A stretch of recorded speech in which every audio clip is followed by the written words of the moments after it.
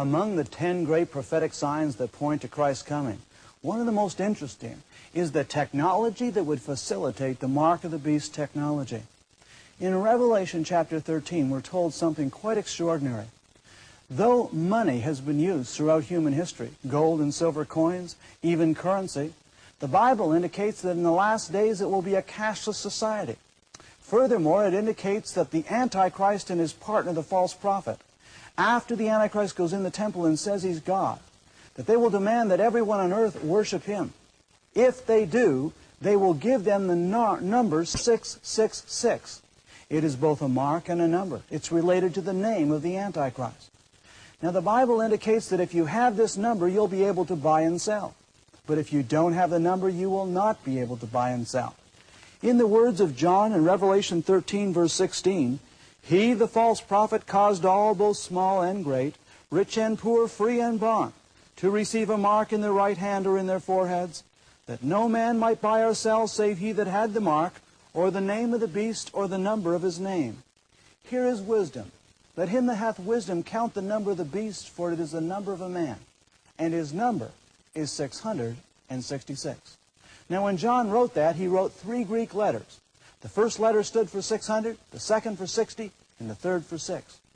You see, in the Greek and Hebrew language, there are no Arabic numbers such as we use today.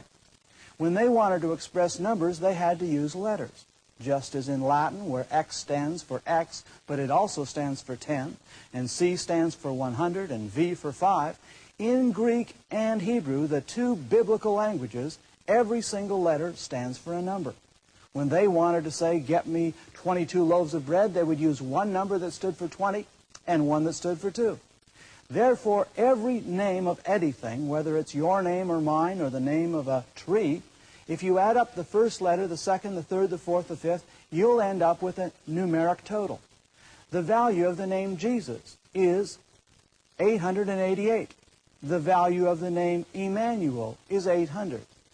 All of the names of Jesus in the Greek language, if you add up the value of the letters, equal a number divisible by 8.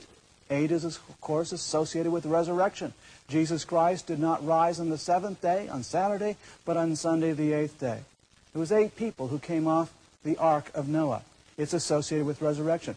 The number 666 is associated with the Son of Man, the son of Antichrist, that Antichrist who will come as the son of Satan in the last days. This man will have the number 666 associated with his name. It's not for you and I. Rather, this name and this number is for those people who will be living at that time, those tribulation saints who are alive after the rapture. It's to warn them, don't take his mark. Now, technology is existing now for the first time in history that would allow this to be facilitated. What am I talking about? Today, computer chips are used to implant in the necks of dogs and cats in Toronto when they enter the Humane Society, so that from a scanner from a few feet away they can tell exactly the name and the address and the medical records of that dog. However, in Europe, they've implanted over 100 million head of cattle and sheep with computer chips in their neck that are so powerful as radio directional devices, they can be literally detected from a satellite hovering over Europe that can tell that Farmer Jones has 37 head of cattle and 27 head of sheep, and verify his subsidy request to the European Union Common Agricultural Policy Subsidy. We live in an astonishing day. Today, technology exists to implant a computer chip the size of a grain of rice in an animal. But even smaller, it could be implanted into a human being. In South Korea, when a person enters a hospital, they often put a computer chip beneath the skin of one of their fingers to enable them to have positive ID so they don't take out the appendix of the wrong person. We live in an astonishing age.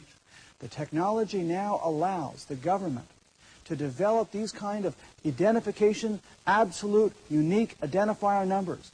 They're trying to do this in terms of the computer chips that are being placed inside credit cards, so that with a radio directional finder device, you'll no longer have to present your card at a scanner, but as you walk through the doors of your bank, the bank scanner in the door will be able to recognize your number from your card in your wallet or purse.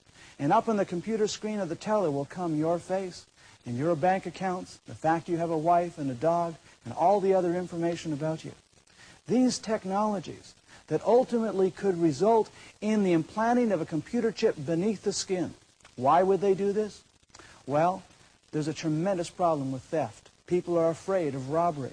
There's a tremendous problem in our world with counterfeiting of credit cards. The way to eliminate this fear of theft and counterfeiting is to implant a chip beneath the skin. A chip that would be biometric. In other words, it would have your voice print electronically embedded in the chip, so that you would present your hand and you would say, my name is Grant Jeffrey.